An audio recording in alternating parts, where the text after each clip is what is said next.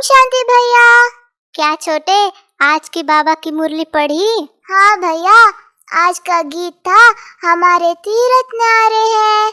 मधुबन ही हमारा तीरथ है ना भैया। हाँ छोटे, बहुत अच्छे।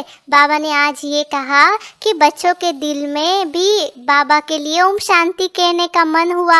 जैसे दूसरे लोगों को नमस्ते कहते हैं ना, वैसे रिटर्न में बाबा को भी नमस्ते कहते हैं। तो बाबा ने कहा ओम शांति, तो वैसे बच्चों को भी दिल से निकला आत्मा सहित कि बाबा को भी ओम शांति, हम आत्माएं सब शांति स्वरूप है। तो बाबा को ऐसे सभी बच्चे रिस्पॉन्ड करते हैं। आज बाबा ने नई बात बताई। बाबा ने कहा बाप ज्ञान सूर्य भी है और ज्ञान चंद्रमा भी है। तो बाप ज्ञान सूर्य और चंद्रमा के सहित कहते हैं ओम शांति, और हम बच्चे हैं ज्ञान सितारे, वो भी कहते हैं बाबा को ओम शांति।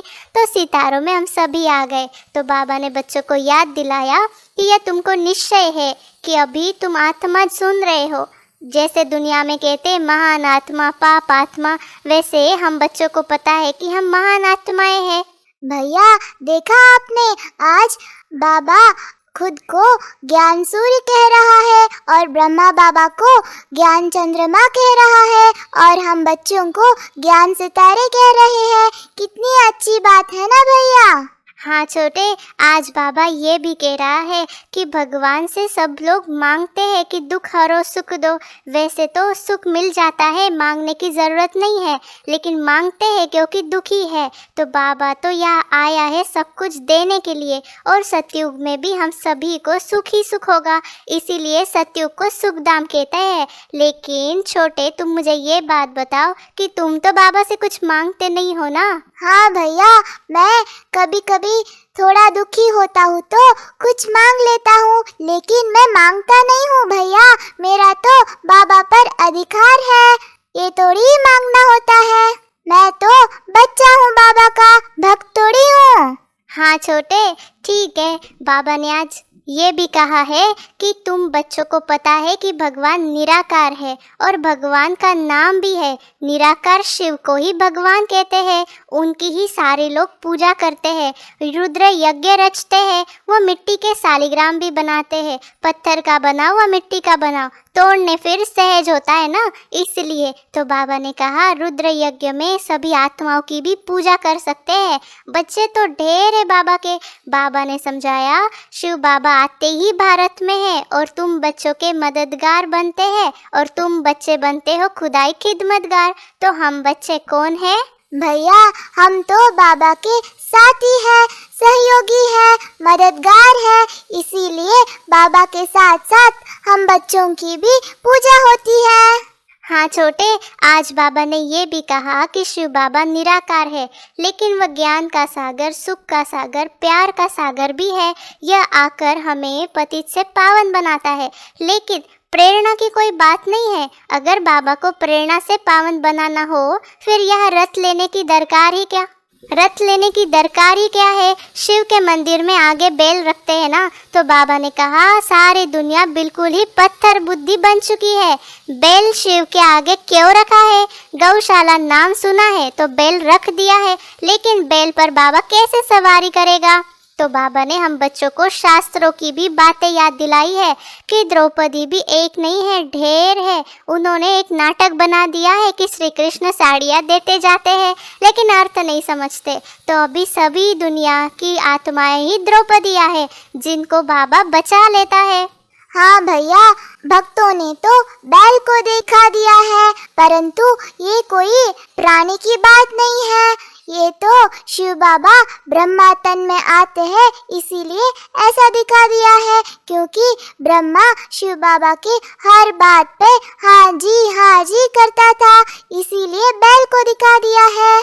और भैया, ज्योति बिंदु को आके ज्ञान देना है तो बिना शरीर के कैसे कहेंगे? इसीलिए ब्रह्मा के तन यूज करके हम सभी को ज्ञान देते हैं। और भैया, हम सारे दुनिया के आत्माएं द्रौपदियाँ हैं, जिनको भगवान आकर पवित्रता रूपी साड़ी देते हैं। हाँ छोटे, बहुत अच्छी बात कही है तूने। बात तो यही है कि सतोप्रधान बनना है। बाबा बार बार लिखते हैं, मीठे बच्चों, ये शिव बाबा ने आत्माओं को लिखा है, मुझे याद करो और सतोप्रधान बन मालिक बनो। बस एक ही डायरेक्शन में है मुख्य बात, बाकी कुछ भी नहीं है। बाबा ने कहा तुम कहाँ भी जाओ कमाई कर सकते हो, उठो बैठो खाओ, सिर्फ बाप को याद करो, यही तुम्हारी कमाई है। इसमें कोई अटेंशन आदि की बात नहीं है। श्रीनाथ के मंदिर में श्रीनाथ को याद में बैठते हैं ना, उनको भोग लगाते हैं। अभी पत्थर की मूर्ति है, लेकिन भोग किसको लगाना चाहिए? अधिकारी तो शिव बाबा है, सर्व का सद्गति दाता। तो बाप कहते हैं मैं स्वीकार ही नहीं करता हूँ, क्योंकि मुझे थोड़ी देते हैं ना वो। तुम मेरे ऊपर दूध भी पानी वाला चढ़ाते हो, ये भोग लगाते हो, क्यों?